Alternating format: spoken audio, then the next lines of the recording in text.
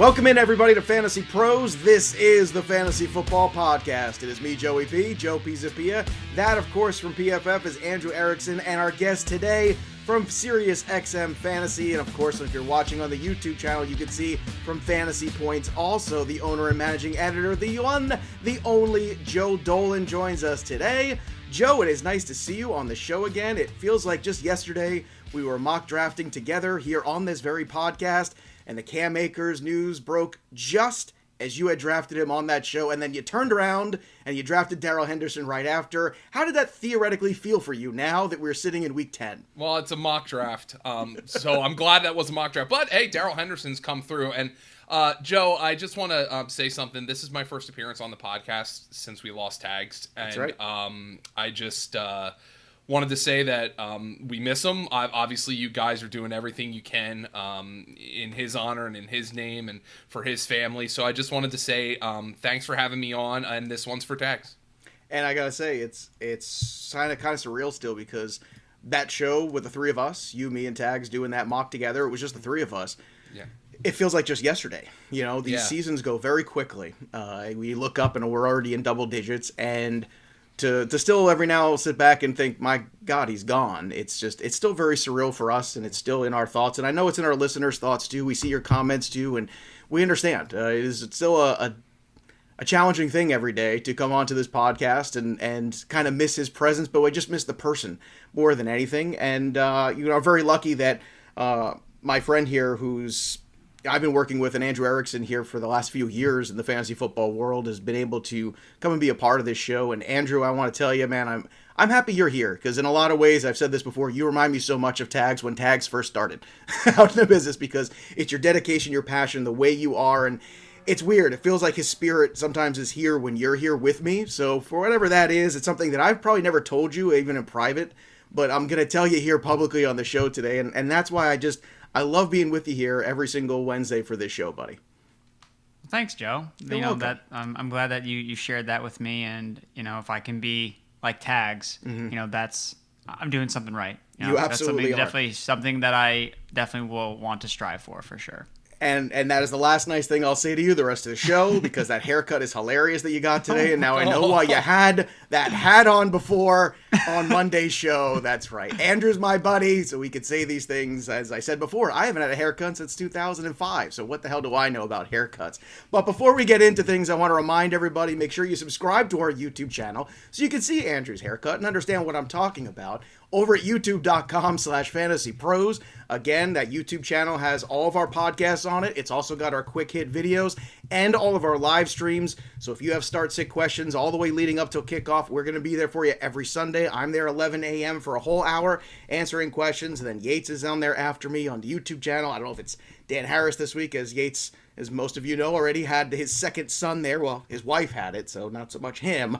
But again, congratulations to the Yates family. And of course, don't forget also about fantasypros.com/myplaybooks. Greatest feature this time of year, autopilot. That's right. It's an easy way to manage your lineup, save time, especially around the holiday season, all the madness, all the parties, all the things. Joe Dolan understands, because he's always got to go to a million of these things. He's very popular. And autopilot auto swaps your inactive players. It can automatically set your optimal lineup every week, and let me tell you something, it saved me quite a bit of time in these last few weeks, being so busy, doing all the shows, doing all the extra work, all the kids stuff, Halloween, all that good stuff. Autopilot helps you out with all of it at fantasypros.com/myplaybook. So like every single day here on the Start Sit Show every week, we are going to, of course, get into the players at running back first and foremost, the guys that we are concerned with in the top 20, and Joe Dolan, you are our guest here on the show. Ooh. So we're going to let you go first today. Who in the top 20 of running back? You're probably rolling out there anyway, but maybe, just maybe, you're a little afraid to do so. Yeah, I was a little surprised to see Melvin Gordon ranked in the top 20. But the thing that I've noticed about the Eagles is their run defense has been tightening up. And, I think a lot of teams have also noticed that throwing the ball against the Eagles is the way to go. I'm sure you guys have heard the stat right now, because it's everywhere, because nobody can believe it, that they've given up 5 quarterbacks allowed 80% completion rate on 25 or more throws, while that's happened 6 times in the previous 70 seasons combined.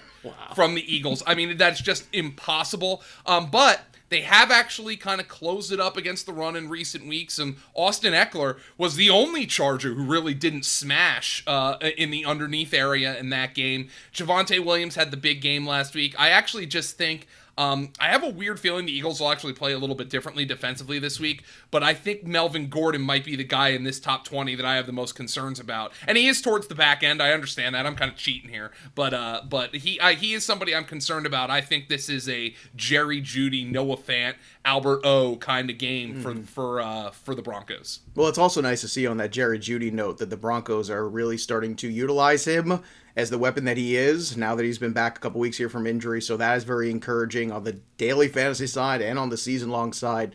A lot more about Jeudy probably later on the show. Let's talk a little bit, Andrew Erickson, to you about the guys in the top 20. Is there one that you pinpoint that you are slightly concerned about heading into Week 10? Every time I talk about one of these running backs, it's always the guy that's like has like the injury and then just doesn't end up playing. So I can never actually know if I was right or wrong about fading the player because he just doesn't play. And I think that guy is Damien Harris for the New England Patriots. Again, he's dealing with a head injury. Same thing with Ramondre Stevenson. Ivan Fears, the Patriots running back coach, came out and said that it's a wait-and-see approach that they're kind of taking. So we really don't know or really have any clear information about what the injury is. Again, they're in the concussion protocol, so we just kind of have to wait and see and get the news whether these guys are going to suit up. But I don't really like the matchup. The Cleveland Browns have a really solid defense in terms of their run defense. Fourth in fewest yards per attempt, second in explosive run rate faced to opposing running backs. And we saw, if you're watching that game, like Stevenson looked really good. There's no reason they should be getting him away from he's looked better at times than Damien Harris has. Look more explosive, more fluid in the passing game. So, I don't think that they're going to look to get him away from touching the ball if he is healthy. So if you have a committee approach a little bit more, Bolden is the one that's catching all the passes, Damien Harris is not catching passes, he has to score a touchdown or else he's going to give you a 0. And if you look at all the games that he's played this year, when he's faced the tougher run defenses, that's where he's really been not fantasy viable. So Damien Harris, I don't think he should be inside the top 20. Yeah, and look, understandably so, and the concern with the concussion too is even if he does clear protocol, if he gets his bell rung again, he could be on the sidelines in that blue tent again too. That's a legitimate risk, and the same risk that Stevenson has. But I think the word fresher is what I would use, Andrew, when I'm looking at Stevenson, because he just is right now. Harris has had that workload that he's been carrying for the most part. For me, it's actually the number 6 guy on this list, and you're never taking Alvin Kamara out of your lineup. But at the same time, Tennessee's defense played really well the last few weeks. They're kind of a house on fire. We're getting some of these injury questions. We have Mark Ingram acquired, which we all went, okay, well, that's nice. They're getting the band back together, and then they're working out other running backs. I feel like there's something else going on here, and we don't have the whole story, and I hate that, and I feel uncomfortable with that. And once again, it's not a situation where I'm taking Alvin Kamara out of my lineup. That's crazy. But I am looking at the rest of the pieces I have at wide receiver and at flex and at RB2, and I'm giving myself a higher floor if I can find it, or maybe a little bit more boom in those spots, because I'm just slightly concerned with the matchup, with what's going on. And then you factor in the backup quarterback play, when you have turnovers, when you have Trevor Siemian, when you have Taysom Hill. It's not like you have Drew Brees out there anymore. So those scoring opportunities get a little limited as well in terms of their ability to run the offense. Let's transition, if we can, to some of the guys in that peripheral, the guys at RB3/flex that we're looking at. And obviously, these are the guys from 24 maybe to about 40 on the rankings. And you can always check out our rankings over at fantasypros.com/NFL rankings. And in the half-point PPR, Joe, let's go back to you. Let's try to find 2 guys that you like in this range that you feel good about starting this week. Yeah, I'm going with Jeremy McNichols. He led the Titans in snap share in their new committee in the backfield ahead of Peterson and Deontay Foreman. He also led that backfield in routes. And the thing that was ironic about that game in terms of the Titans is everybody talked about, obviously Derrick Henry isn't valuable because they won the game. They gained 190-some yards from scrimmage, okay? They're not going to win many games where they don't gain 200 yards from scrimmage. Last week's game script, the defense just did a great job. Matthew Stafford had the Wentzian interception in the end zone. I think they're going to have to score more going forward, and I actually think Jeremy McNichols is my favorite back in this backfield. And I also like Devin Singletary. This one's kind of easy. They have a good matchup against the Jets. I understand they just laid an egg in a great matchup, but Zach Moss isn't practicing as we record this on Wednesday. He's in the concussion protocol. It's looking like it could be a week for Devin Singletary to lead the Buffalo backfield. I have a question for you, Joe. I know our thought process here is we all, I believe, collectively think that, that was an anomaly, what we saw last week against Jacksonville. Weird things happen sometimes. It's the NFL. And that the Buffalo Bills get it together. Yeah. What if they don't? I just want to throw this scenario out there. And what do you think of this offense going forward if we have a bad game against Jacksonville and then a back-to-back bad game against the Jets?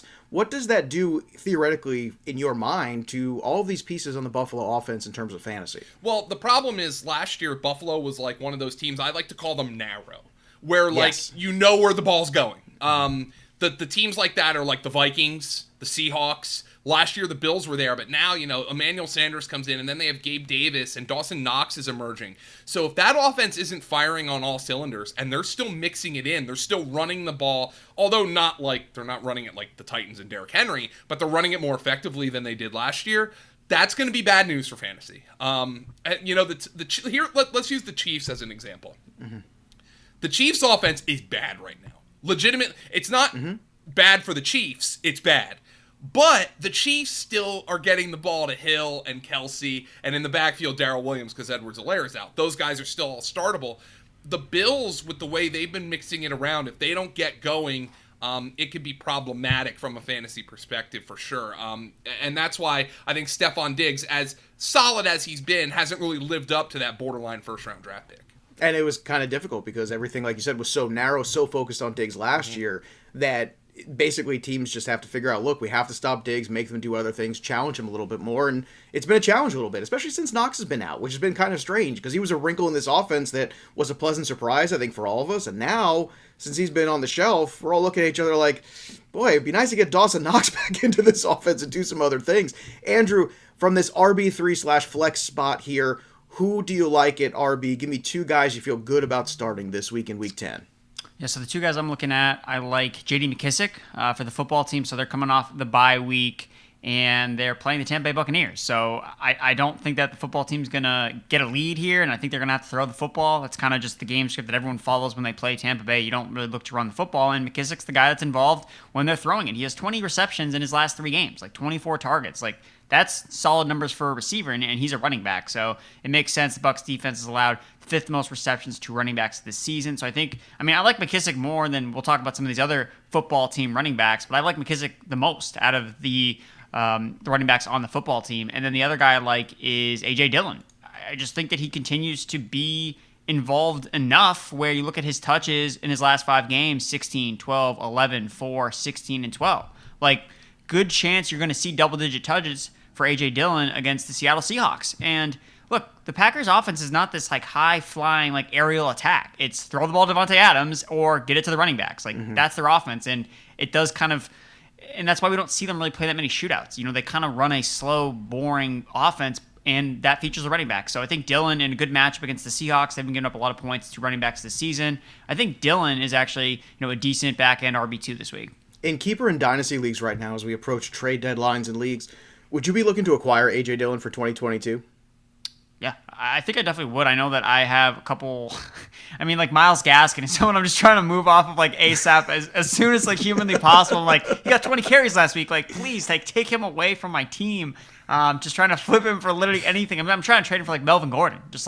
I just want steady production for the rest of the season. I don't care about next year because I seriously doubt Myles Gaskin is going to be the incumbent through another off season for Miami. So yeah, A.J. Dillon, yeah, I think that he's a prime buy. He's getting touches even while Aaron Jones is there, and I think that he's really just taken on that Jamaal Williams role even to a plus. He's involved in the passing game, which we all kind of just shied away from. He's he didn't catch any passes in college. It's well, they never threw the ball at Boston College. They never did. So Dillon never really had a chance to show that he could catch the ball, and he has done so far this year.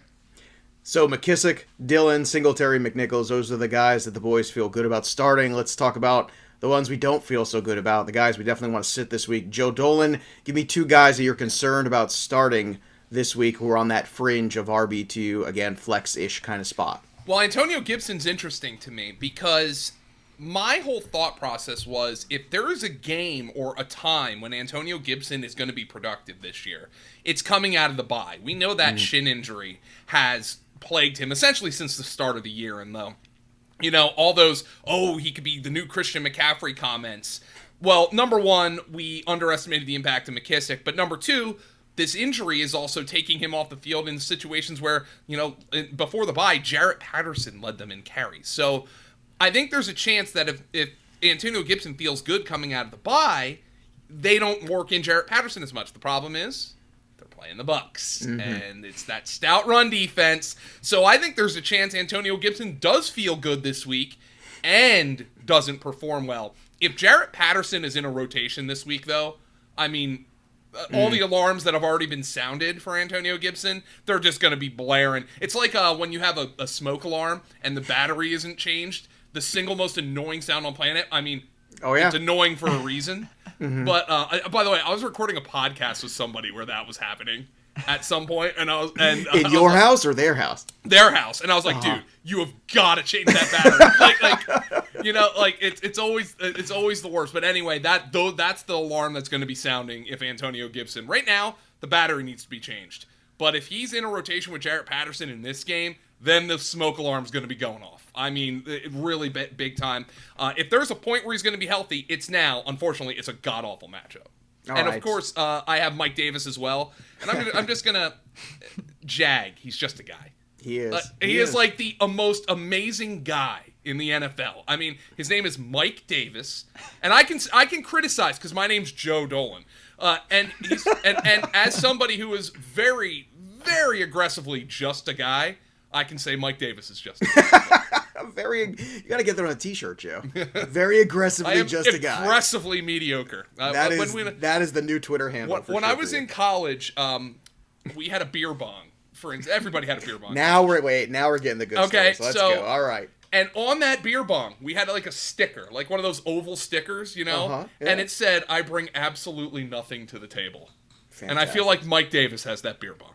Well, I disagree. You bring a lot to this podcast and all of your stuff, but I don't know. I wasn't hanging out with you in college, so I can't tell you what you did or did not bring to the party. For some reason, my wife married me. Let's put it that way. Well, there's no accounting for taste, Joe. Let's move on to the guys that you want to sit this week, Andrew. Who do you not feel so good about putting in your lineup for Week 10 at running back?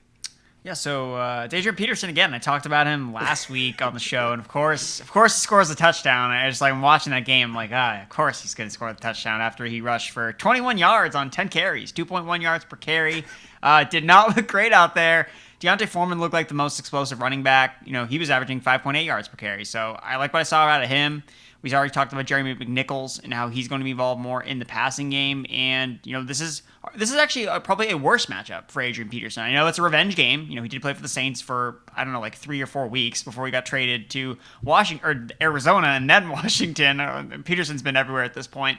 But, they're the number one ranked rushing defense in terms of rushing yards allowed per game to running backs. Like, the Rams weren't, that stout of a run defense, but the Saints are. Like, they're right up next to the Tampa Bay Buccaneers. So it's the rule of thumb. You don't start running backs, especially early down grinders like Peterson against the Saints, against the Bucs, because you have to score a touchdown. So, yeah, Peterson, I'm not going back to the well with him this week. And then Jamaal Williams, again, kind of similar reason, he's playing Pittsburgh. You don't want to play these guys that just don't see enough work in the passing game against these stout front defenses, especially when, we can pretty easily project, okay, the Lions are going to be trailing in this game. That's why Swift is going to be okay. Like, you're not playing Swift because he's going to get like 50 rushing yards. Like, you're playing Swift because he's going to catch like 10 balls. Like, that's why you play. That's why Swift is fine. But Jamaal Williams, unfortunately, I don't think is game script proof. So I'm looking to sit him this week. All right, let's play a little game of Who Should I Start? Of course, powered by the Who Should I Start tool over at fantasypros.com/start. Again, this is part of my playbook here. So let's play a little game. Devonta Freeman of the Baltimore Ravens against Antonio Gibson, who we were just talking about. They are back-to-back, basically, in ECR. We just had a long discussion here about Antonio Gibson. So, Joe Dolan, I'll start with you on this one. Gibson or Freeman, who do you want to start? Could you imagine saying before the season? No, don't even say it.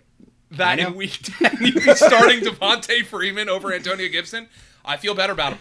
I think he looks the best out of that Ravens. I call it the throwback field. Ooh, I like that. But I think he looks the best of the group. And Le'Veon Bell even looked a little spry. And it doesn't look like Lat Murray's going to play this week. Tyson Williams played like 18% of the snaps but didn't get a touch last week. I'm playing Devonta Freeman, and this is an easy one for me. And I mean, you guys play Dynasty. Like, I picked him up off the scrap heap in Dynasty, and now he's a usable player. It's unbelievable. Freeman is for me, too. Andrew Erickson, Freeman or Gibson? Who do you feel better about playing this week? I mean, Freeman's not 30 years old yet, so he's not washed yet. So yeah, I'm going with Devonta Freeman too. It's terrible. You know what? In terms of the experts, they agree. 78% say Devonta Freeman. And you mentioned about the comparison to Christian McCaffrey. I guess if the standard was disappointing early investment running backs, then yes, Gibson has lived up to that Christian McCaffrey hype. Let's talk about another one here. Let's go a little deeper down the trough. Boston Scott, little one-dimensional, against Kenyan Drake, possibly also a little one-dimensional in their own respective offenses. Who would you rather start? Andrew, I'll start with you in this one. Scott or Drake?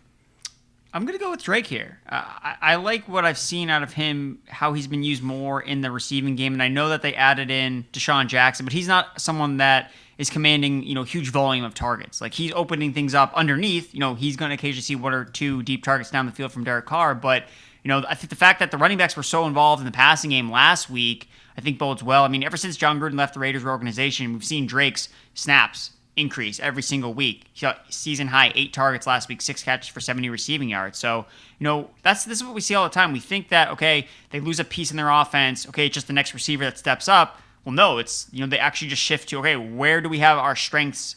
What positions are we good at? And the Raiders have 2 good running backs on their team. So they're using Drake more in the passing game along with Jacobs. So I think that he makes a lot of sense, especially in the matchup against the Chiefs, who have allowed the 6th most receiving yards to running backs. And with Boston Scott, I'm just kind of throwing my hands up like, okay, so is Jordan Howard now the lead running back? Like, Kenneth Gainwell got like this random goal line carry? Like, I just don't know. Like, it's a 3-man backfield, and I really don't know. Like, if I play Howard, I feel like I'm like point chasing, and then it's going to be a Boston Scott week, or it's going to be Kenneth Gainwell again. So I think I can deal with a 2-man backfield with Drake and Jacobs, where the roles I think are more defined, whereas the Eagles, I am a little more puzzled, I would say. It feels like we're back in 2015 where we're talking about Devonta Freeman, we're talking about Jordan Howard, Le'Veon Bell. I don't even know what world we're living in nowadays. Joe, let's go to you on this one. Boston Scott or Kenyan Drake, which way you want to go? So, last week against the Giants, obviously the Raiders didn't have Henry Ruggs, so their deep threat is gone. Now they have Deshaun Jackson this week, but I don't think anybody's going to have the illusions that Deshaun Jackson's going to be able to go out and play 60 snaps. Maybe Deshaun Jackson has that illusion, but I think one of the reasons that the Rams, that he isn't hurt right now is because the Rams were limiting his usage. But last week against the Giants, Derek Carr threw 46 passes. 38 of the 46 were either directed at a tight end, a running back, or Hunter Renfrow. That is a lot of short area passing for Derek Carr, without Henry Ruggs in there. And Kenyan Drake had 6 for 70 in that game. I trust Kenyan Drake's role more than I do Boston Scott, like Andrew was saying. Like, Boston Scott, and by the way, Boston Scott's a good receiver, but Jalen Hurts has thrown 31 passes the last 2 games as the Eagles have been running the ball, and Jordan Howard has been their most effective downhill runner. I just feel better about Kenyan Drake's role. Yeah, actually, make it 3 for 3. The definition of that Kenyan Drake role, and also since Gruden's been gone, too, a little bit more confidence, it feels like, in getting Kenyan Drake more work in this offense. I think they're going to give the Chiefs all they can handle this week, personally. And maybe that's not a hot take at this point in the game as we talk about the Chiefs, but we're in the minority on this one because the experts say Boston Scott right now, 59% to 41%. I don't know, maybe after this show we give up some good stats, maybe that'll change around a little bit, keep an eye on that, but I'm with you. So 3 for 3, Freeman over Gibson, and Drake over Scott for us here on the show today. Before we move on to wide receivers, I want to tell everybody about one of our sponsors of today's show, and that is, of course, the one, the only Magic Spoon. Now, look, you're in this point in time of the holidays where you're going to be eating a lot of food, right? It's pie season. I'm a big fan of pie season, Christmas cookie season right around the corner. You got to sprinkle in some healthy things in there, but you also want something that tastes good and something that, again, that you can have any time of the day, and it's a good bowl of cereal that's good for you. And the nice thing about Magic Spoon, it's got 0 grams of sugar, 13 to 14 grams of protein, only 4 net carbs in each serving. It's only 140 calories in a bowl. It's keto-friendly, gluten-free, grain-free, soy-free, low-carb, but it's not taste-free. It tastes really good. I've got the cookies and cream sitting in my cabinet right now. It's delicious, and I know a lot of people here who listen to the show, they tell me, I gave the Magic Spoon a try, and I got to tell you, I really like it. They've got all these different flavors there too. You can make your own bundle. They got cocoa, they got fruity, they got frosted, peanut butter, blueberry, cinnamon, cookies and cream, like I said, my favorite, and the maple waffle. They're both back right now, but you can only get them over at magicspoon.com/fantasypros. Again, that's magicspoon.com/fantasypros. You get your custom bundle. You can even give it away. It's a stocking stuffer. Here you go, Sonny boy, here's some cereal for Christmas. They'll probably get mad at you if you get your kids cereal, but you know what? Maybe not, because it is delicious. So once again, go over to magicspoon.com/fantasypros to make your custom bundle today. magicspoon.com/fantasypros. The promo code FantasyPros to get $5 off your first order. And I want to thank Magic Spoon again for sponsoring today's show. Let's move on, boys, to the wide receiver position. Andrew, let's start with you this time. Who is a wide receiver in the top 30 that got you a little concerned this week? It's got to be DJ Moore. I mean, you think that, okay, he doesn't have Sam Darnold. Maybe this is a good thing. Maybe we could spin it, but I think you're just doing that like from a rose-colored, glasses type of view. Like you're trying to spin it to, and I was guilty of this. I looked at, the one game last year that PJ Walker started, and DJ Moore had over 100 receiving yards. So I'm like, maybe this can work. But then it's against the Lions. So I'm just like, I feel like I'm definitely trying to wish cast this into existence to be, DJ Moore, he's going to be fine. And I said this about like Devonta Adams last week, and you weren't going to take Adams out of your lineup, but Adams saw 14 targets last week, and it still wasn't good enough because he didn't have a good quarterback. And unfortunately, Moore is not the same class as Adams, number one, and he also is going to have the same type of issues with the quarterback play. So DJ Moore got concerns with PJ Walker. Again, the last 4 weeks, DJ Moore has been getting a lot of volume, 8th in target share, but it doesn't matter. Like he hasn't had any top 20 finishes. He's been outside the top 40 the last 2 weeks. So I think that there's a lot of alternatives you could go with, another running back or a receiver that you have either on your bench. If you think that someone else can give you a better shot of finishing as a top 20 guy, I think that's kind of the move I would make with DJ Moore. Again, Arizona, number 5 PFF coverage grade this year, and McCaffrey's back. Like, why would the Panthers not, with a young, inexperienced quarterback, let's just run the football? Like, Arizona gives up big plays on the ground game. Like, you have McCaffrey. Like, he's your best player. Like, feature him. So, DJ Moore, we don't know what the connection is going to be there with Walker, the Temple guy. Maybe he'll throw the ball to Robbie Anderson. Maybe Robbie Anderson will drop the ball. Who knows? So, DJ Moore, I'm trying to get away from this week. Do you think, in retrospect, the Panthers still did the right thing taking the shot on Sam Darnold instead of taking the quarterback in the draft? I mean, obviously, we all know the answer. The answer is no, it didn't work out. But at the same time, do you think the logic was sound enough at the time to do that? No. I know, Joe, you obviously don't. We'll get to your thoughts on that in a second. But, Andrew, how about you? Well, the thing is, and I think it's a good comparison, I know that people looked at like the Wentz moves and the Darnold move kind of similarly, but the way that I saw it was Wentz was good at one point. Like he showed us Wentz he had very good at one point. Wentz showed us he had a ceiling, and he just kind of fell off. But Darnold has never been good, like ever. Mm-hmm. So the fact that he was good for like 3 weeks because he played a bunch of bad teams, including the Jets, it's just like no, like they should have drafted a quarterback, and drafting a corner like that doesn't help you. Mm-hmm. So yeah, I think it was a mistake. They gave it was a second round pick. That was awful. Yeah, look, at the time I thought, well, it's interesting. I don't like it, but it's interesting, and all of a sudden you have a guy who's in the league a couple years.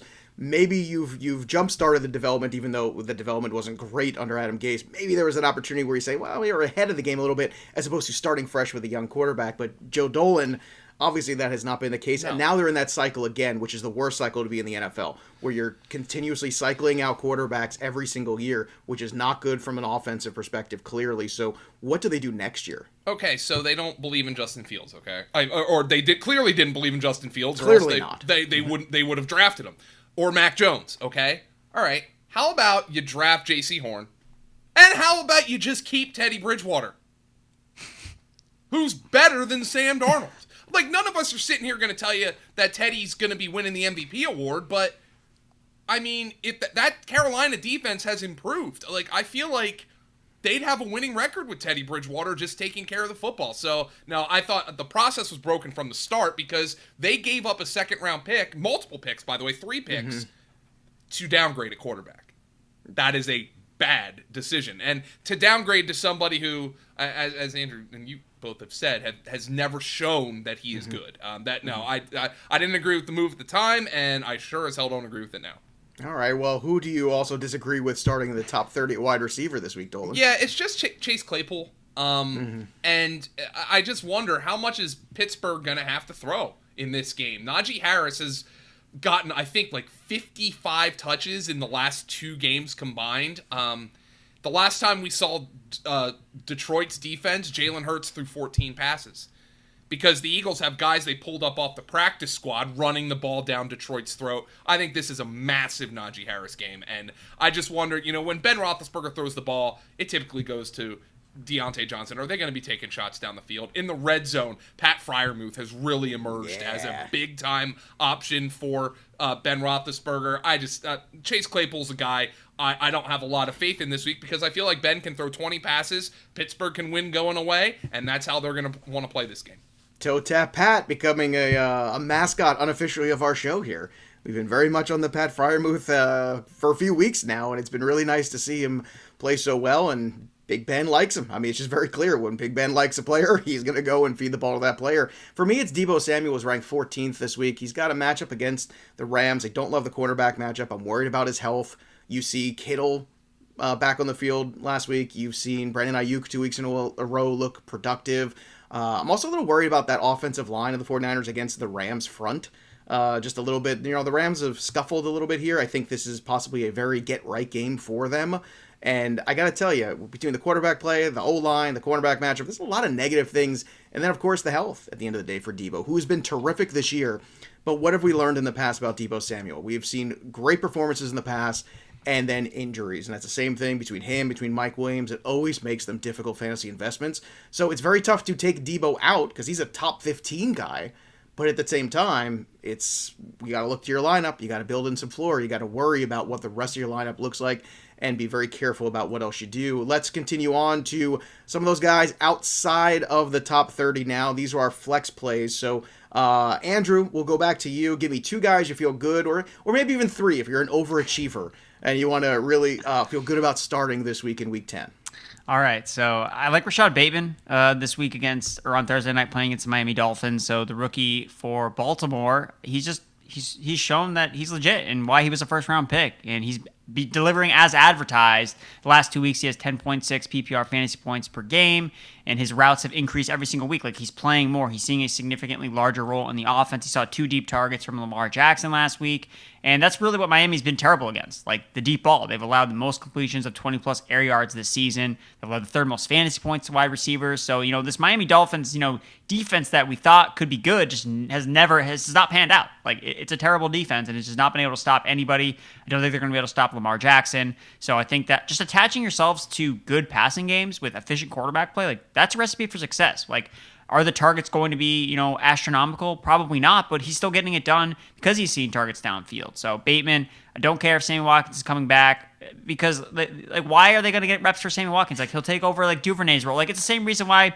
we're not worried about Eric Ebron or Corey Davis. Like, these guys that, who cares? Like, these rookies, these teams drafted these rookies highly for a reason, and they want to feature them. And then when they're playing good, they're not going to take them off the field. At least that's what rational coaching would do. Adam Gase is not coaching any of these teams, so I feel more confident in saying that. So I like Rashod Bateman for the Baltimore Ravens. And then I kind of put these 2 together. That's why I put 2 in. I know I was only supposed to put 1 in, Joe. I broke the rules. You did. You're a rebel, Erickson. You just can't keep you down. It's the new haircut. That's what it is. You have just no respect for authority anymore. But Van Jefferson, I like. He's a number 3 receiver that basically is on the field every single play for the Rams. 97% routes run per team drop back, and you want people or receivers attached to Matthew Stafford. So I don't think the 49ers secondary is going to be able to slow down the Rams at all. Van Jefferson could have had a much bigger game. I mean, Matthew Stafford missed him like wide open in the end zone. He would have walked in for a touchdown. So Van Jefferson has that boom bust profile. I think that, similar to like a Chase Claypool has kind of that same boom bust, but I almost feel more confident in Van Jefferson because Matthew Stafford's throwing him the ball and not Ben Roethlisberger, who would just gladly check to a run, give it to Najee Harris for the 30th time against the Lions. Like, let's do that instead. So I think Van Jefferson's probably like a safer, wide receiver 3 option than a guy like Claypool. And then the other guy I want to mention, Michael Gallup. So he's supposed to come back for Dallas this week. A high over-under game against the Atlanta Falcons should be a shootout.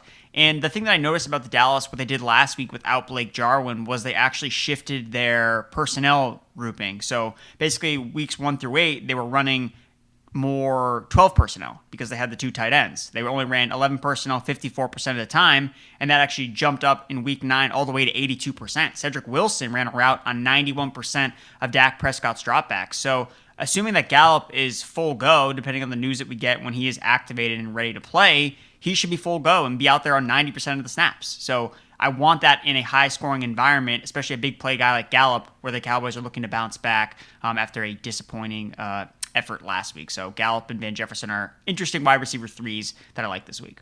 Very good names there from Andrew Erickson. Let's get some more from Joe Dolan. Who do you feel good about starting this week? Well, it's interesting that Andrew mentioned the 55-point total in the Dallas-Atlanta game, because I'm going with Russell Gage as one of my starts. And, he had the weird game 2 weeks ago, obviously, with the Ridley mental health situation. Wasn't targeted, but then he was really into it last week against the Saints. He was targeted frequently. He led them in. He was second on the team in receiving. He was first in catches and first in targets. But Patterson obviously was awesome. But so I dug this number up, and I'm going to bring it back up when we talk tight ends. Sports Info Solutions obviously does a good job tracking, stats and everything, and tracking coverage and all that. Anthony Averett of the Ravens has given up the most yards in coverage per Sports Info Solutions this year. Number 2 is Trevon Diggs. Mm-hmm. Yep, we talked about that on the IDP show right here on Fantasy Pros. Scott Bogman and I a few weeks ago, we talked about the reason why Diggs has been such a great IDP guy is because they continue to throw the ball at him.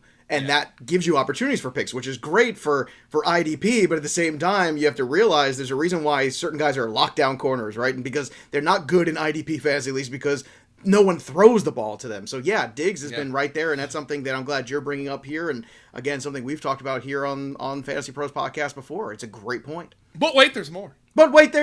Number 3 is Anthony Brown, the other Cowboys. The other guy. Here you go. You beat me to So, my question... So, let's just put it this way. I think there's going to be lots of opportunities for Russell Gage in this game. I really do. And I think this is an opportunity for him to really pay off as a wide receiver 3. So, I think the coverage isn't great for the Cowboys. I think the scoring environment is great. And I also like Brandon Aiyuk this week. He's really crawled his way out of the doghouse. I think the 49ers are going to have to score a ton to keep up with the Rams. I think the Rams, and much like the Bills, but I'm more confident in the Rams getting back on track, are going to be really pissed off about what happened this past weekend. So I think Brandon Aiyuk, who has crawled his way out of the doghouse, is going to be able to pay off at least for maybe one more week here at wide receiver until the 49ers go to Trey Lance, which is going to happen sooner rather than later if they keep losing games. Yeah, you would imagine so. And you imagine they don't want to throw him to the Rams this week, but No. the press conference from Shanahan was not exactly a ringing endorsement of Jimmy Garoppolo's skill set. Let's just put it that way. Since we're here with you, Joe, give me a couple guys then you are not happy about starting. Who are 2 guys you want to sit at wide receiver week? So let's start with Marvin Jones. The expert ranking is 37, which is mind-blowing to me. The highest ranked Jaguar wide receiver in fantasy points per game since DJ Chark went down is Jamal Agnew, and he's wide receiver 40. So, I mean, I know people are looking at this situation saying, they're going to have to score points with the Colts. I just forget about it with Marvin Jones. He's one of those guys, Andrew was talking about it with Myles Gaskin. You're like, and I think Zach Moss has been a guy like that for a lot of us. You pick him the wrong week every time. I'd rather just be rid of the guy, not even give me the option. Forget about it. I'm done with him. And Corey Davis is my other option. I think it's a really difficult matchup against a pissed-off Bills team.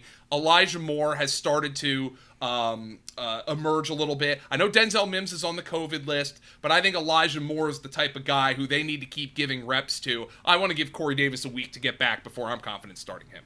Let's say you had Moore and Davis. Would you feel better about starting Moore this week, obviously? I would. And maybe that's just I'm with you, toy Joe. from Dolan, but no. Yeah. No, but I don't think it is. I think he is the more explosive, interesting player at this point with this offense, and I think it seems like Mike White or Johnson, whoever those quarterbacks are, seem to have an affinity for him. Whereas if you saw in the beginning, even from the preseason, Zach Wilson's love affair with Corey Davis, I mean, that is a love story that seems to be impossible to break. But until Zach Wilson comes back, that's where I start to get a little concerned with Moore. But as long as it's these other quarterbacks, I like Elijah Moore quite a bit. Andrew, give me 2 names that you do not want to start this week in fantasy. I'll continue our trend of not playing Jets receivers, which I think is a winning formula here in fantasy football. So, again, just the matchup is terrible. The Bills, they're the best team against wide receivers this year, allowing the fewest fantasy points per game to the position. And particularly slot receivers, they've actually been really effective against, allowing the 3rd lowest passer rating, 70.9. Now, Teron Johnson, who is their primary slot corner, is in the concussion protocol, so there is a caveat here that if he doesn't play, then that would obviously move Crowder up a little bit in the rankings. But you're still like not super confident in starting Jamison Crowder because Corey Davis is coming back and Elijah Moore is starting to break out. So, the target share that he's had where he's led the team, I mean, he's basically done nothing despite leading the team in targets basically the last 3 weeks. So I just don't think that there's a lot attached to Crowder. And there's plenty of other wide receivers in his range that I think have just way more upside to offer than Crowder, who really maybe gives you a floor here, but I don't really like the spot for him. And then the other player is someone that a lot of people added off the waiver wire this week, Donovan Peoples-Jones for the Cleveland Browns. And I get that he made the great plays, big plays down the field, his 60-yard touchdown from Baker Mayfield. He had 3 targets. Like, I don't know, like, don't bury the lead here. Like, he got 3 targets. Like, and he didn't even lead the team in targets. Like, still Jarvis Landry was still the target share leader. So I don't see that this game is this high-flying attack where Baker Mayfield is dicing up the Patriots secondary that's finally hitting its stride. Like, the Patriots defense is showing up and shutting opposing offenses down unless your name is Dak Prescott. And I'm sorry, Dak Prescott and Baker Mayfield are not in the same stratosphere of skill. It's not a thing. And the Patriots have actually been playing a lot more zone. They started off the season playing a lot of man, and I think they realized like that wasn't the strength because they didn't have Gilmore anymore. They didn't really have a lot of guys that are just playing like solely man-to-man coverage. So they play a lot of zone coverage, and if you look at Mayfield's attempts of 20-plus yards, only 18% of them come against cover 3, and that's really what the Patriots have been playing a lot more, cover 3 zone. So I think Peoples-Jones, he's going to see a lot of J.C. Jackson, who's the Patriots' best cornerback, and J.C. Jackson's led the 3rd lowest passer rating when targeted this season. So I just think that this is the classic, oh my God, this guy blew up on the waiver wire in really low volume. You start him and then he just does nothing. Like I just think that it's pretty clear as day to me that Peoples-Jones is going to fall in that category. It's not like a blame on him. Like he is an exciting player, but I mean, you got to give me more than 3 targets to have any confidence in starting you. Well, the zone coverage has also led to a lot more turnovers recently for the Patriots, too, which has been huge. But I got to tell you, I hope you're wrong, Andrew, because I got a league where I'm a little desperate at wide receiver, and I just picked up Donovan Peoples-Jones, and you know what?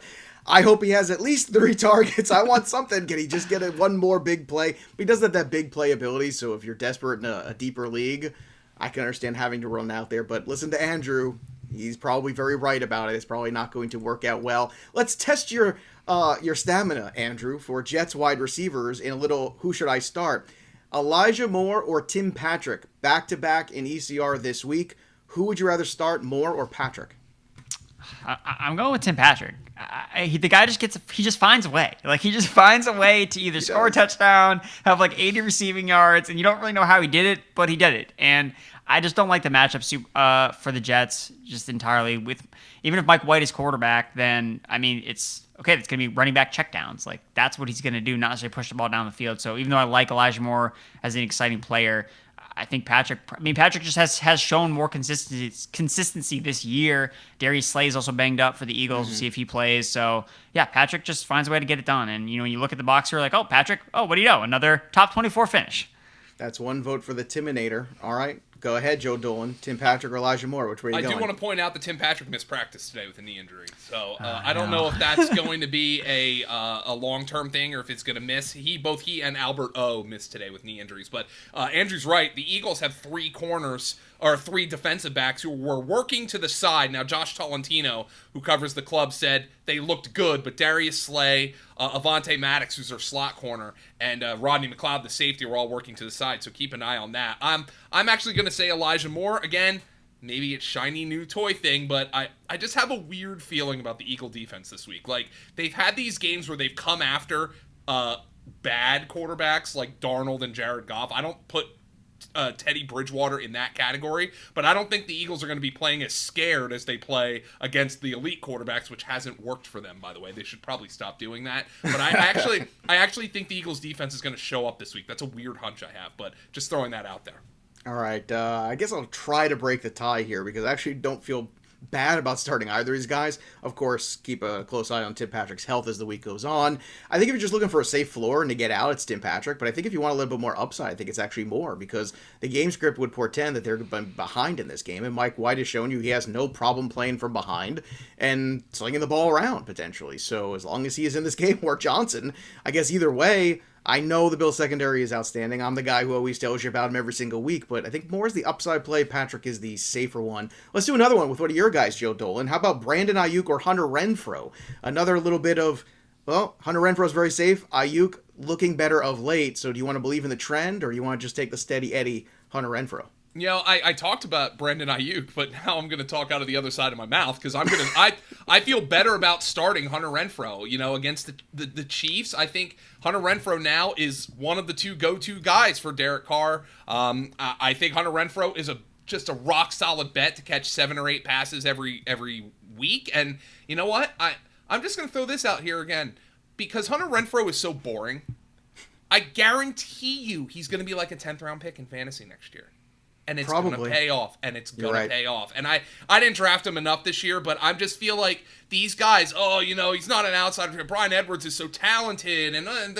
No, just like when a guy has a quarterback who looks to him frequently, these guys are always going to come through for you. He's going to be on so many of my best ball teams next year. Hunter Renfrow is the guy I feel better about starting. And you know what? A couple years ago when he was on Hard Knocks, you really saw that like Hunter Renfrow was a hardworking guy. He seemed to really have the respect of the coaching staff, respect of Carr. But it didn't quite all pop for him right away. But sometimes it takes a little while. You got to be patient sometimes with these assets. Andrew, let's go to you with this one. Renfrow or Aiyuk? Which way would you go? Yeah, I got them ranked really, really close to each other, and I think that the analysis or the breakdown of like if you want the floor, you go with Renfrow. You want the ceiling, maybe with Aiyuk. But I mean, Renfrow has a ceiling too because he gets targets. Right. Like that just gets like so like swept under the rug that this guy only gets like 12 targets a game. Like that's not an upside. It's like no, yes it is. Like you need that type of volume to have that type of upside. So yeah, I'm gonna go with Hunter Renfrow here. I mean, Derek Carr I think is primed for a bounce back performance. And if anything, Jimmy Garoppolo, like, is he going to continue to keep throwing for 300 passing yards, like, looking like this? Like, I don't think so. So I would probably lean towards Renfrow. I would lean towards Renfrow as well. Like you said, Andrew, the consistency, the floor on a weekly basis, the target share. Aiyuk is trending in the right direction, but do I want to take that risk still? I don't know if I'm ready to love again when it comes to Brandon Aiyuk. But it's funny, here we are again. The three of us are in the minority. The experts, 65% say Aiyuk. They are the prisoners of the moment and the trend, and we are just with the 35% Hunter Renfrow. By the way, in that other one we just did, Elijah Moore, 69% of people, once again, prisoners of the moment. Everybody wants to live in the now. Tim Patrick, just 31%. So no love for those, boring, steady guys. But let's switch gears over to quarterback and see how we feel about this one. I'm just going to kick things off here with this because I got to tell you guys, like, I can't believe I'm even saying this, but the 6th-ranked quarterback this week, again, is Patrick Mahomes. And he's put up 9, 15, and 10. And I can't take Patrick Mahomes out of my lineup. He's Patrick Mahomes. It's a tough matchup, though, against the Vegas defense that I think is very improved this year. It's on the road. This offense is not working properly. He is turning the ball over. He is looking frustrated at times. I thought last week would be the get-out-of-jail week for them. And it wasn't. And now I'm more concerned than I was 2 weeks ago, 3 weeks ago. It doesn't matter. That's where I am, and it's a really rock and a hard place kind of spot, because do you want to take Patrick Mahomes out of your lineup? No, but you have to start looking at the bigger picture here and say, I've got to get more productivity elsewhere. I got to make sure everything in my lineup is clean and ready to go, because Patrick Mahomes is not necessarily winning you weeks anymore, and that's why you drafted him so highly. This is a real problem, especially in Superflex leagues. This is a problem now. But Andrew, let's go with you. Who is a quarterback in that QB1 conversation that has you a little concerned this week? I would just say Russell Wilson. I just don't know, is he going to be rusty at all? Like we saw with Dak Prescott, coming back after an injury, after like some time off, he came back and was like, whoa, like what's going on? Like this doesn't look like Dak. So again, we kind of just assume that, Russ should be good to go. And, that's where we have him ranked. I have him ranked still, within the top 10 because I think that he should be fine. But we just saw it. Like it's not out of the range of outcomes that he just lays an egg because he's coming back. And, it's not like Russell Wilson does this sometimes. Like he has games where he isn't super efficient and maybe the finger isn't right, throwing the ball. And so I think there are some question marks about Wilson. So yeah. All right. Joe Dolan, QB that you're concerned with, and it's a QB1, but maybe have a hard time sitting. Well, I think Kyler Murray, and this might be a cop-out because Kyler Murray might not play this week. He's not practicing today. The Cardinals have the luxury of coming back and seeing that Colt McCoy played really well last week, and the Rams were the victim of a bad loss on Sunday night, and maybe Colt McCoy showing you the value of having an experienced backup quarterback, not a guy you want to start 16 for you, but a guy if you need him to start 2-3 games. I think Kyler Murray's a guy I'm worried about, and here's the problem. You have a fast defense, the Panthers. Kyler Murray wasn't even running before he got shut down. So I'm really concerned about that. Might not have DeAndre Hopkins. That's a guy I'm very concerned about if he plays this week. Yes, Hopkins and Murray did not practice today. Also, it looks like this just came through that Sam Darnold is going to miss a few weeks. So you're going to get your wish here, Andrew. You're going to get to see Walker and Moore together and see what happens with that. So let's go. Also add, by the way, Matt Rule said the Panthers are exploring any and all options at quarterback. You know who's out there? Oh, baby, bringing him back. I'm just saying. No. Cam Newton's still a free agent. No. They say I don't options think that's going to happen. But, yeah. Guys who can throw the football. All right, let's move on to the guys on the fringe of QB1. Here are some names for you: Carson Wentz, Kirk Cousins, Matt Ryan, Ryan Tannehill, and your best friend Teddy Bridgewater. Joe Dolan, you look at these guys, you look at the names and the matchups. Who do you feel best about starting from this group? Got him ranked in the top 10 this week. He's thrown multiple touchdowns in 6 consecutive games. I know. He came out today and said, I am playing on Sunday even if my child is born. That is Carson Wentz, and there is nobody on earth who is happier to hear Carson Wentz say, I am skipping the birth of my child, than Eagles fans and the Philadelphia Eagles front office, who need Wentz to play like 4 more games to get that first-round draft pick. Carson is skipping the birth of his child, and he is in my fantasy lineups as a top 10 option this week. He's got a bad defense, and he's picked on him this year. Joe Dolan, he is also in my top 10 at quarterback this week. I'm actually surprised he was as low as he was in that grouping. Wentz is that guy for me. I don't get it. Are people not watching what's going on? Jonathan Taylor's been an absolute monster the last few weeks.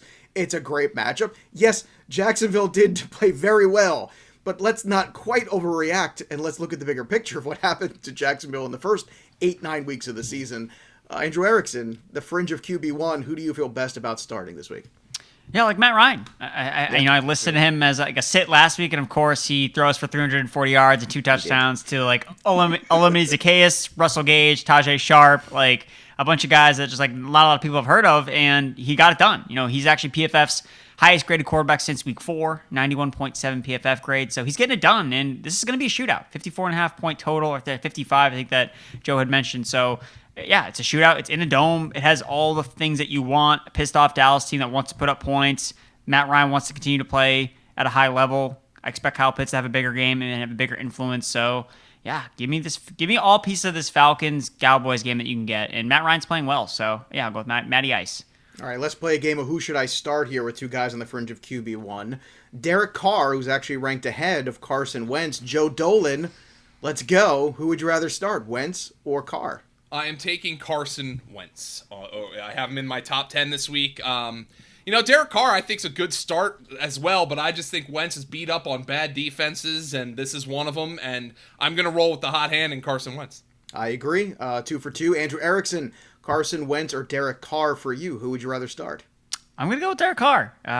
What I saw with him last week, so he actually went 1 for 7 on his passes to the end zone. So his fantasy point total from last week was not necessarily representative of, the opportunities that he had. He should have scored based on his expected fantasy point output, 29.4 fantasy points. So he should have had a monster game, but he just couldn't connect on some of those end zone targets to Bryan Edwards, to Darren Waller, to Zay Jones. Like, they just weren't connecting. So if that reverses itself, especially now with Deshaun Jackson added that vertical element, basically every time Deshaun Jackson plays for a quarterback and on an offense, we just see that quarterback's efficiency just spike, whether it's because Deshaun Jackson is actually catching deep balls or just because he's influencing the entire offense. I'm really excited. I think that the Raiders are going to roll in this matchup. I think the Chiefs are in for a rude awakening from the Raiders, because this is the first time I think that the Raiders legitimately we can beat this team down. We're not going to be the team that gets beat up by the Chiefs anymore. A statement game for Las Vegas in the wake of all the Henry Ruggs, all of that stuff. I think that the Raiders come to play, and I think Derek Carr has a really great game. They've had a lot of adversity the last few weeks. The Gruden issue, the Ruggs issue. Now they're going back to that building and playing in front of that fan base. I am with you. I think this is going to be all that the Chiefs can handle. I said it earlier, and I still stick by it. Boys, Superflex is getting ugly here. Yes. I just want to throw the names out here who are at the bottom of the quarterback pile. Let's see if we could just start one of them, okay? Tua, we don't know yet. We don't have enough on him. Trevor Lawrence, Jimmy G, Trevor Siemian. Too many guys named Trevor. I just want to point that out there. Mike White and Jared Goff. Andrew Erickson, who is your best of the worst here in this grouping? I would still go with Garoppolo. He has weapons. Like, he has Deebo, he has Kittle. He just has to throw it to those guys, and then those guys make plays, and that's what I would go with Garoppolo. Easier said than done. Joe Dolan? My favorite band, you can actually see if you're looking on the YouTube, is a band called The Hold Steady, and they have a lyric, and the lyric is it's from a song called Barfoot Blues, and it's actually very emblematic of this situation right now. The line is, "It really sucks to be stuck here with all these Trevors." And Craig Finn used the word Trevors for like nerdy guys, I guess. But yeah, being stuck here with all these Trevors is what's going on here. And there's one guy who stands out being stuck with the Trevors, and as Andrew pointed out, it's Jim G for me. Like he's got some weapons back. If he wants to keep his job, he's got to play well in this game. All right, let's switch gears over to tight end. The guys that we're concerned with in the top 12, for me, it's Dalton Schultz. He's ranked 9th. I think that's a little high, especially as Andrew was talking about with Michael Gallup coming back. A little downward trend the last few weeks. And I understand last week was a strange week. In back-to-back, you have the backup quarterback, and then you have the return of Dak Prescott, which didn't work out, obviously, the way the Cowboys wanted. But tough to take him out. Still very concerned. Be looking for other options, possibly, that might be out there. Andrew, who are you concerned with at tight end? Yeah, so I originally had like Pat Freiermuth just because I wanted to talk about how people shouldn't be concerned about Eric Ebron coming back. And so I'm going to cheat and actually go and pivot to Hunter Henry. So he's not ranked in the top 10. He's ranked 12th, but I still think that's way too high. You know, fun fact, it's sad but true. Jonnu Smith, Kyle Yates' guy, has a higher target share than Hunter Henry does over the last 4 weeks. Don't encourage Kyle. But the thing is, like, Hunter Henry just keeps catching touchdowns every single week. So I was gonna say, I know you sat here last week and you were trolling Hunter Henry to call a touchdown. And I thought about you immediately. It's like, oh man, Andrew's not happy about that. It's these guys that are just making Adrian Peterson just falling in the end zone and Hunter Henry, and yeah, like that's part of his role. So sure. Yes, you are benefiting from having that. But I mean, he's averaging 3 targets per game. Like, not even 3 catches per game, 3 targets per game since week 6. And I just don't think eventually it's going to run out and he's going to goose egg guys. So having him up in year like 12, like there are a lot of other tight ends I like more that are just more involved in their offenses. They're running more routes, seeing more targets. So I think there are a lot of better streaming options than Hunter Henry this week. So I think that he's ranked too high at 12. And if you had said Pat Freiermuth, I would have kicked you right off the show. That's it. You would have been gone. You're dead to me, Erickson, already. All those nice things I said. Joe Dolan, give me a tight end one that you're not too pleased with potentially this week. Yeah, I mean, this is kind of also cheating because it's so hard to fade a guy who's a tight end one. But Kyle Pitts, and I wonder just how Dallas is going to defend him. Now, I talked earlier when we discussed Russell Gage. If they choose to match up Trevon Diggs on Kyle Pitts, I'll consider that a win. Trevon Diggs has given up the second most receiving yardage in the NFL this year.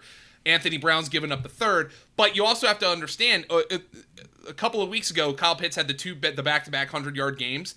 In his last 4 games outside of that 2-game stretch, which certainly counts, he hasn't reached 10 fantasy points in a PPR. So are they going to rather Russell Gage and Cordero Patterson dink and dunk him to death while they bracket Kyle Pitts? I think that's entirely possible from Dallas's perspective. So I'm just bringing that up because I'm interested to see how Dallas chooses to cover him. But if it is Trevon Diggs, don't be shocked if Kyle Pitts makes a big play. He should have had one last week. He had to go right off his hands.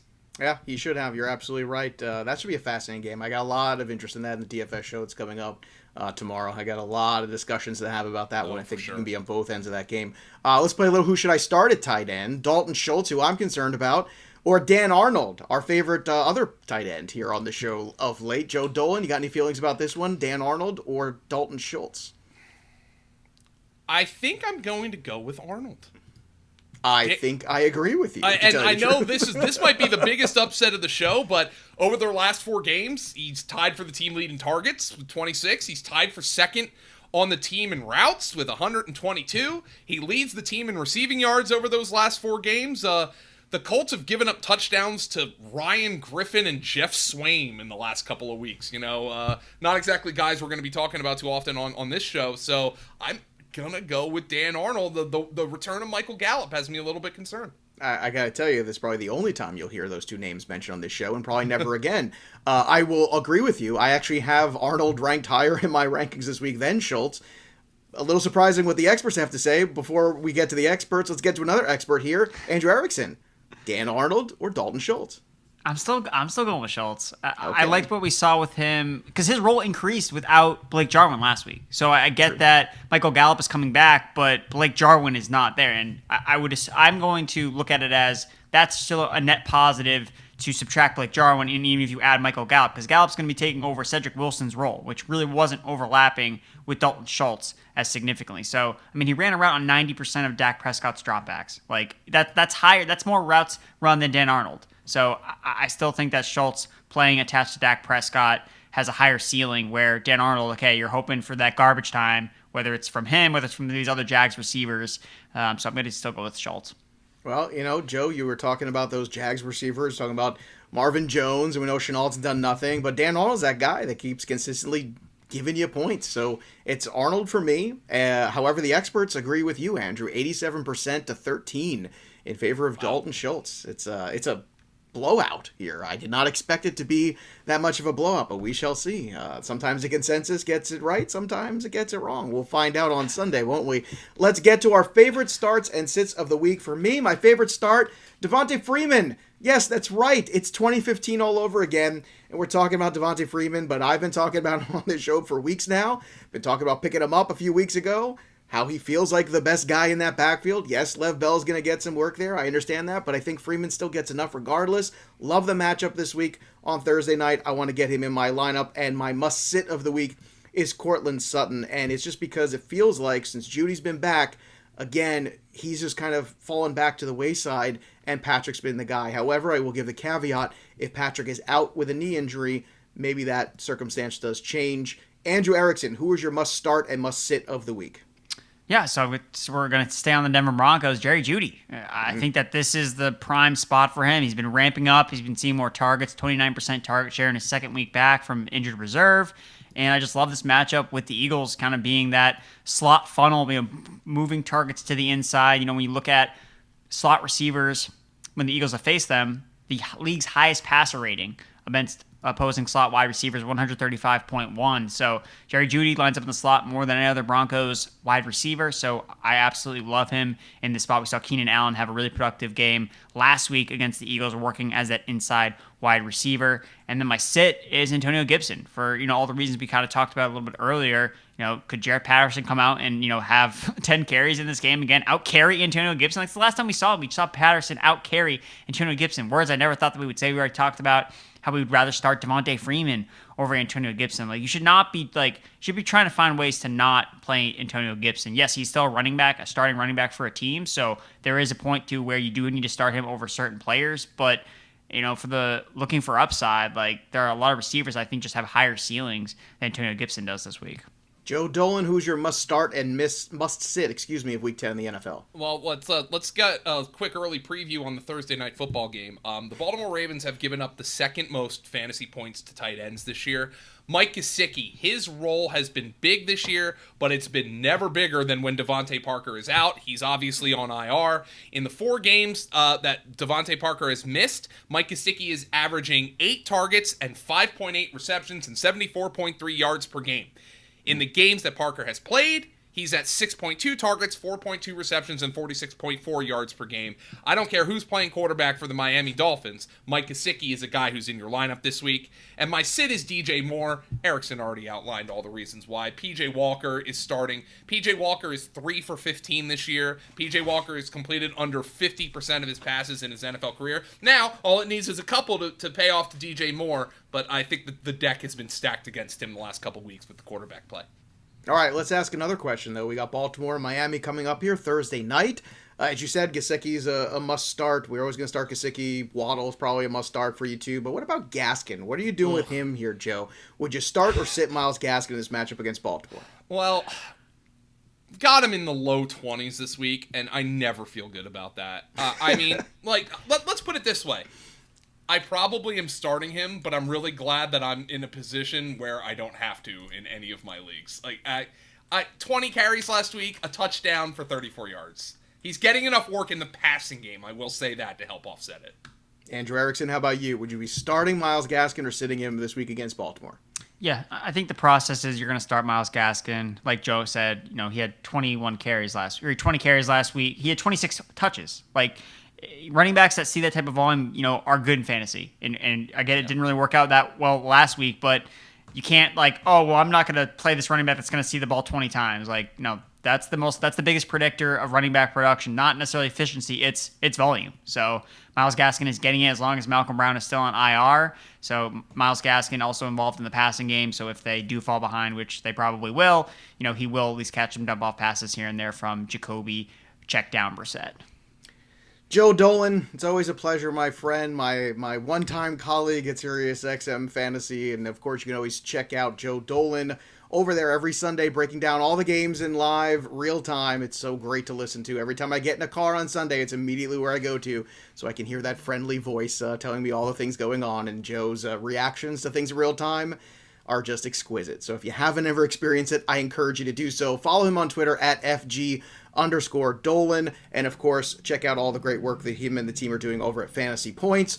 Joe, again, thank you so much for your kind words about our friend Tags and earlier in the show. And thank you so much for giving us your time, because I know it's very precious this time of year. I hope we made Tags proud with this one, guys. I know it's just a little time out of everybody's day, but I think it's just a reminder that to listeners, there's somebody and Tags through the podcast. So, guys, thank you so much for having me on. I hope you all enjoyed it, and we'll talk to you later. There you go. I want to thank, of course, sponsor of today's show as well here. Don't forget to go get your magicspoon.com/fantasypros and get your $5 off there. And don't forget, too, about subscribing to our YouTube channel over at Fantasy Pros. And, of course, don't forget about my playbook and the great features like Autopilot that'll help you set your lineup when you're not available to do that. So, again, boys, great spending time with you. I did kind of feel like we had a little presence of our friend today. It was a good feeling, great conversation. And, man, it was such a joy to work with you guys all the time. So, that'll do it for us, but the story of the game goes on. For Joe Dolan and Andrew Erickson, I'm Joey P. We'll see you next time, kids. Thanks for tuning in to the Fantasy Pros YouTube channel. Don't forget to check out our featured videos. And while you're at it, make sure to follow us on Instagram, Facebook, and Twitter at Fantasy Pros, so you can get the latest news and updates to give you the edge you need in your fantasy league.